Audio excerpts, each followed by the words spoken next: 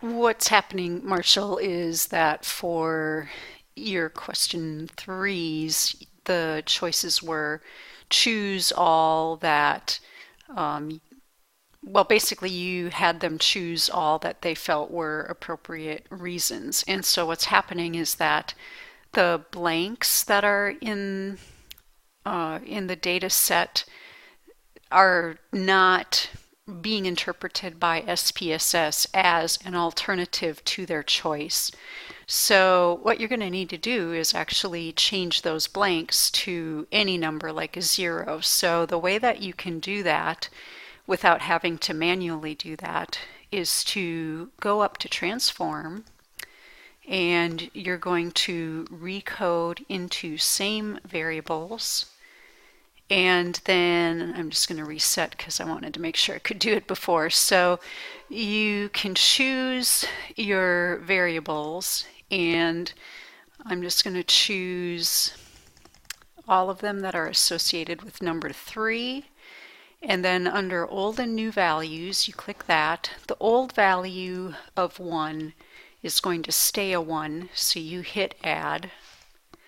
And then anything that's either a system missing or a user missing, that's going to be all your blank ones right now. So you're going to choose that. You're going to give a new value, and that value could be a 0, it could be a 1. Oh, it can't be a 1, it could be a 0 or a 2 or something else. I'd suggest putting in a 0 and then clicking add and then clicking continue and then clicking OK. And if we go back to the data now, you can see that all the blanks in those variables are now zeros instead of blanks. So now if you go up to Analyze, Descriptives, Crosstabs, I just did the first one right now, but you could do several of them at once.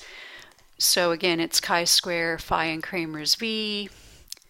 And then under cells, we have column.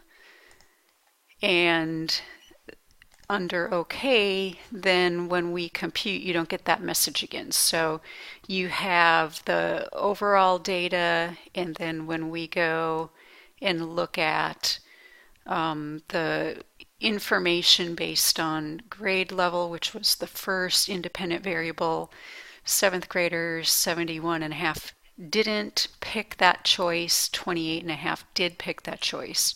For 8th graders, the distribution is about 65 and 35, and if we go down to the chi-square test, we can see that that is indeed significant. So there was a difference between the way 7th graders responded and the way 8th graders responded. So we could go through and look at the results across all of the analyses that way. That should help, I think.